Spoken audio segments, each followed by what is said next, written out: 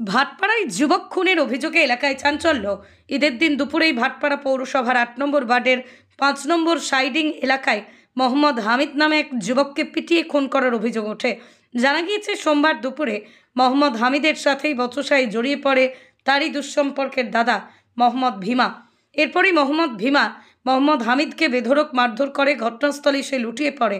তারপরই তাকে Bhatpara state general হাসপাতালে নিয়ে যাওয়া হলে সোমবার রাতেই তার মৃত্যু হয়। এই ঘটনায় এলাকায় ব্যাপক চাঞ্চল্য ছড়িয়েছে।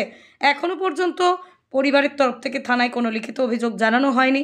যদিও এই ঘটনার সম্পর্কে বিজেপি নেতা প্রিয়াঙ্কু পাণ্ডে বলেন, মানুষের মধ্যে এখন আর ভয় নেই, যখন তখন যাকে তাকে মেরে দেওয়া যাচ্ছে। পুলিশের নিষ্ক্রিয়তার জন্যই এই ধরনের ঘটনা ঘটছে বলেই জানান। তার পাশাপাশি ভাটপাড়া শহর তৃণমূল কংগ্রেসের সভাপতি দেবজ্যোতি ঘোষ বলেন, এর সঙ্গে কোনো রাজনীতির যোগ নেই, সম্পূর্ণ পারিবারিক ব্যাপার, একটা খুন, প্রশাসন যা ব্যবস্থা নেওয়ার নেবে। কালকে কানে এসছে, এটা সম্পূর্ণ তাদের পারিবারিক কোনো শত্রুতা থেকে এই জিনিস হয়েছে, এর সঙ্গে রাজনীতির কোনো সম্পর্ক নেই। তাই সেই জন্য আমরাও এইসব দিয়ে দূরে থাকি।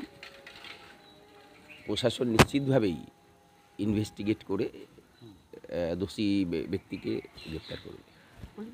যেটা শোনা যাচ্ছে, মানে বাড়ির লোক এখনো পর্যন্ত অভিযোগ দায়ের করলো না, যেখানে পিটিয়ে মারা হলো। সেটা কী করে বলবো আপনি বলুন? সেটা তো দুই ফ্যামিলির ব্যাপার, এর সঙ্গে কোনো রাজনৈতিক যোগাযোগ, রাজনৈতিক সম্পর্ক নেই। এখন কি কারণে কি হয়েছে, তার মানে এই ঘটনাটা ঘটার পর আবার দুই পারিবারিক তাদের সম্পর্ক কি, সেটা ডিপেন্ড করে। সুতরাং এইগুলো সম্পূর্ণভাবে প্রশাসনিক ব্যাপার। এখন প্রশাসন এটা ঠিকই নিশ্চিতভাবে এটা বলতে পারি যে উপযুক্ত তদন্ত করে দোষী ব্যক্তি গ্রেপ্তার হবেই।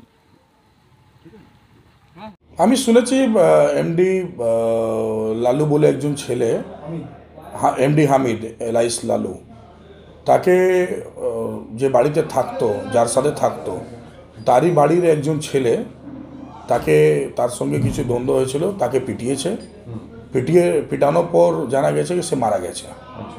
এই খবরটাই আমরা পেয়েছি। তারপর ওর বাড়ির লোকের সঙ্গে সম্পর্ক করার চেষ্টা করেছি, কিন্তু কোনো সম্পর্ক এখন অবধি করতে পাইনি। তো আমি এইটুকু বলতে পারি, আজকে দিনে শুধু ভাটপাড়া নেই, পুরো ব্যারাকপুরে মানুষের মনে আর কোনো ভয় নেই।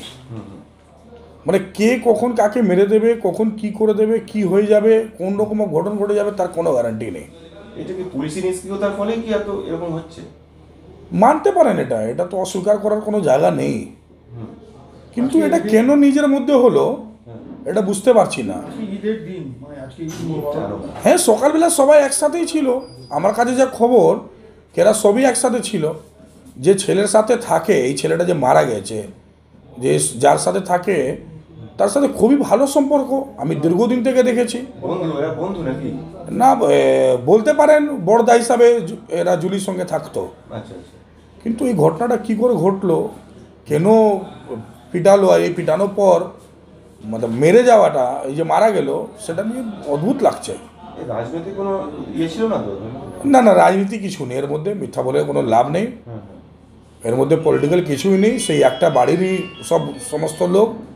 হ্যাঁ ঠিক আছে, মোহাম্মদ হানিফের লালুর বাড়ি আলাদা হতে পারে, সে আলাদা মা বাবার ছেলে হতে পারে, কিন্তু সারাদিন ও জুলির সঙ্গেই থাকতো। জুলিটা হচ্ছে যার বাড়িতে থাকতো। কিভাবে মারা যাবে? ওকে পিটিয়েছে যা শুনেছি আমি। জুলির ভাইপোর সঙ্গে কিছু হয়েছিল, সে পিটিয়েছে। পারিবারিক গন্ডগোল নাকি? নিজের মধ্যে গন্ডগোল, পারিবারিক রকমেই। পারিবারিক তো পুরো ফ্যামিলি বলা যাবে না, কিন্তু জাস্ট লাইক একটা ফ্যামিলিয়ার স্টাইলে এরা থাকতো, একটা ফ্যামিলি হিসাবে এরা থাকতো নিজের সঙ্গে। না, রাজনীতি কিছু নেই, রাজনীতি কিছু নেই। হ্যাঁ, পার্টি করতো কি না করতো সেটা ওর নিজস্ব ব্যাপার, কিন্তু সাপোর্টার আছে এরা, ও তৃণমূল কংগ্রেসের সাপোর্টার। হ্যাঁ, যে মারা গেছে, যে মেরেছে, তৃণমূল কংগ্রেসের সাপোর্টার দুইজন। আজকে এইরকম একটা দিনে মারা গেল, পুলিশের কি নিষ্ক্রিয়তা আছে? পুলিশ দেখুন, পুলিশ তো কোনোদিন এখানে সক্রিয় নেই, মিথ্যা বলে তো কোনো লাভ নেই, পুলিশ তো নিষ্ক্রিয় আছেই।